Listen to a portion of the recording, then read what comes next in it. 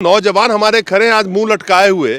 क्या इनको और इन जैसे लाखों नौजवान जिनके साथ इतना बड़ा अन्याय हो रहा है, जिनके सपनों से खिलवाड़ हो रहा है, तो क्या उनको ये नहीं सोचना चाहिए कि जो ये स्कीम है जिसके तहत हमें मुखरता से सरकार तक ये आवाज पहुंचाना चाहिए और लोकतांत्रिक वे में पहुंचाना चाहिए। भाई सेना अगर जरा सी भी कमजोर हो गई तो देश का भविष्य क्या होगा। और ये जो 1.5 लाख युवाओं के साथ जो हो रहा है, क्या आप नहीं समझते कि इसका हमारे सेना के मनोबल पर भी असर पड़ेगा। इस देश में जो एमएलए एमपी बनते हैं उनको 5 साल का जो पीरियड मिलता है उसको अगर 2 साल कर दिया जाए तो क्यों नहीं किया जा सकता, ताकि 2 साल के बाद ही जनता के पास उनके पास चॉइस हो कि वो चाहे अगर काम नहीं कर रहा तो उनको वापस घर पे बिठा दिया जाए। यानी कि जो नौजवान ताउम्र यानी कि वर्किंग लाइफ में पूरे देश की सेवा करना चाहता है, यानी कि 58 साल या 60 साल की उम्र तक वो आर्मी में नौकरी करना चाहता है, क्या इस देश के युवाओं को इतना अकल नहीं है या सबकी मति मारी गई है कि जो उनके साथ छल किया जा रहा है, जिसके तहत आज 64% आबादी जो मैंने कहा युवाओं की है, इतने बड़े जनसंख्या के साथ अगर छल किया जा रहा हो और आवाज नहीं निकल रही है उनकी, क्या मजबूरी हो गई। शॉकिंग है, शॉकिंग कंटेंट तो है। ये चीज कितना अच्छा होता कि जनरल साहब अपने इस पद पर रहते हुए अगर इसके खिलाफ आवाज उठाते, सरकार से सवाल करते, जो कि संभव था। मैं क्रिटिसाइज नहीं कर रहा हूं उनको, लेकिन वही है आपने जो बोला कि लोग आवाज क्यों नहीं निकाल रहे हैं, ये बहुत बढ़िया होता। और आप देखिए, लेकिन 140 करोड़ लोगों की सुरक्षा के लिए सेना के बगैर कुछ नहीं। आपने एक बात कही है तो मैं उसमें जोड़ना चाहूंगा, इस देश में जब किसी को कुर्सी मिल जाती है तो इस देश को अपनी बपौती समझता है।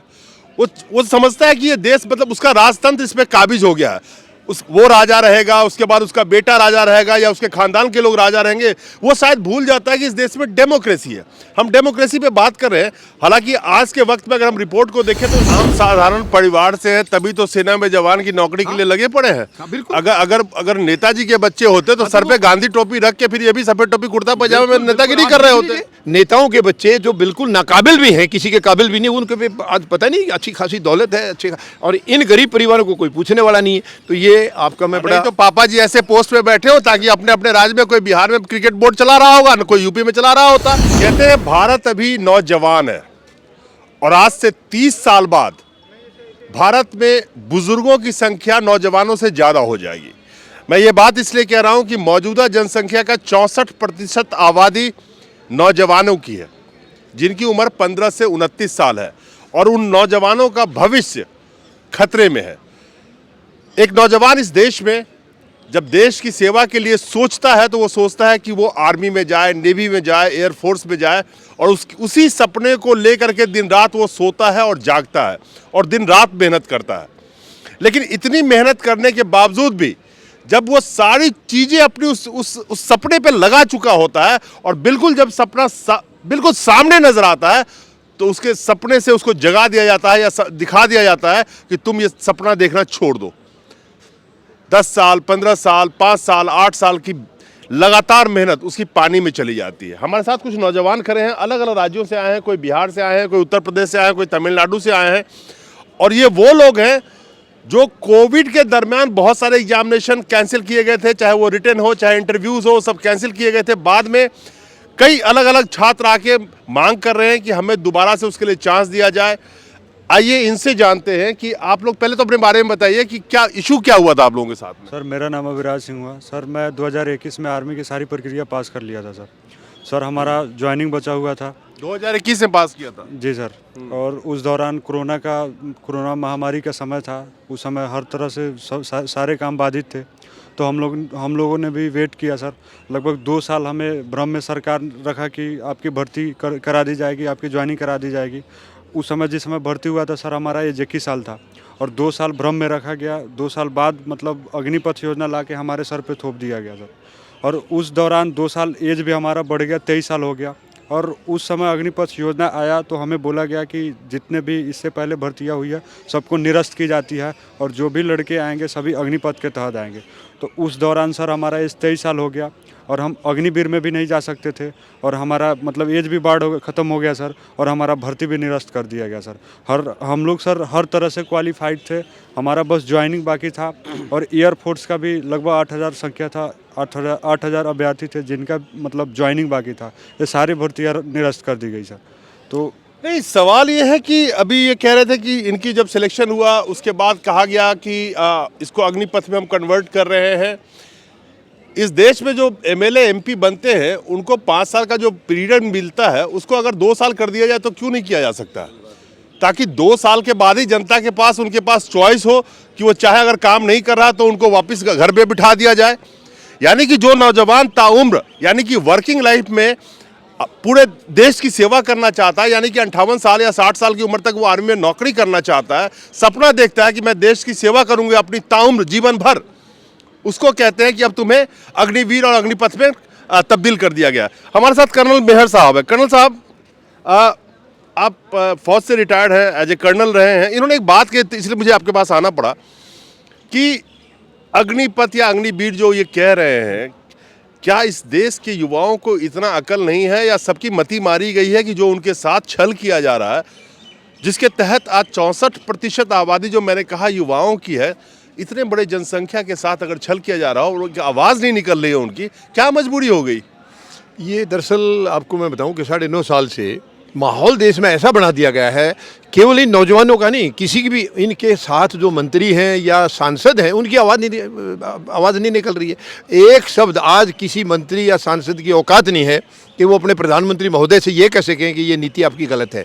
अगर वो कर दिया तो वो जाएगा, या तो उसके लिए कुर्बानी चाहिए, कुर्बानी के लिए लोग तैयार नहीं है, क्योंकि राजनीति में लोग ये समझते हैं कि तुम्हें दुकान चलाने का एक मौका मिल गया है, इसको चलाओ, चाहे बिना काम किए चल रहा है तो अच्छी बात है। तो ये आपने बहुत बढ़िया सवाल किया है, ये दुखद है। आप एक इससे आप उदाहरण देखिए, मैं क्रिटिसाइज नहीं कर रहा हूँ, हमारे भूतपूर्व सेनाध्यक्ष मनोज मुकुंद नरवणे जनरल, उनकी बुक के अंदर जो खुलासा हुआ है, बुक को बैन कर दिया गया कि आप पब्लिश नहीं कर सकते, लेकिन बहुत सारे उसके कंटेंट जो बाहर आए हैं मतलब एक शॉकिंग है, शॉकिंग कंटेंट तो है। ये चीज कितना अच्छा होता कि जनरल साहब अपने इस पद पर रहते हुए अगर इसके खिलाफ आवाज उठाते, सरकार से सवाल करते, जो कि संभव था। मैं क्रिटिसाइज नहीं कर रहा हूं उनको, लेकिन वही है आपने जो बोला कि लोग आवाज क्यों नहीं निकाल रहे हैं, ये बहुत बढ़िया होता। और आप देखिए, सेना अगर जरा सी भी कमजोर हो गई तो देश का भविष्य क्या होगा। और ये जो 1.5 लाख युवाओं के साथ जो हो रहा है, क्या आप नहीं समझते कि इसका हमारे सेना के मनोबल पर भी असर पड़ेगा? क्योंकि जो आज वहाँ से रिटायर होने वाले हैं, उन्हीं के बच्चे यहाँ अप्लाई कर रहे हैं, वो भर्ती हो रहे हैं, या किसानों के बच्चे इसमें जा रहे हैं। क्योंकि पुलिस और सेना में हमारे साधारण परिवार के बच्चे होते हैं, गरीब, मजदूर, जवान, किसान, इन्हीं के बच्चे होते हैं। और इसका अगर उनके मोराल पर फर्क पड़ गया, लेकिन ये सरकार को चिंता नहीं है। मुझे नहीं मालूम, सरकार अपने आप को इतनी सुरक्षित मानती है, उनको सेनाओं की ज़रूरत नहीं है, लेकिन 140 करोड़ लोगों की सुरक्षा के लिए सेना के बगैर कुछ नहीं है। आपने एक बात कही है तो मैं उसमें जोड़ना चाहूँगा, इस देश में जब किसी को कुर्सी मिल जाती है तो इस देश को अपनी बपौती समझता है। वो समझता है कि ये देश मतलब उसका राजतंत्र इस पर काबिज हो गया है, वो राजा रहेगा, उसके बाद उसका बेटा राजा रहेगा या उसके खानदान के लोग राजा रहेंगे। वो शायद भूल जाता है कि इस देश में डेमोक्रेसी है। हम डेमोक्रेसी पे बात कर रहे हैं, हालांकि आज के वक्त में अगर हम रिपोर्ट को देखें तो इलेक्टोरल ऑटोक्रेसी में हम कन्वर्ट हो गए।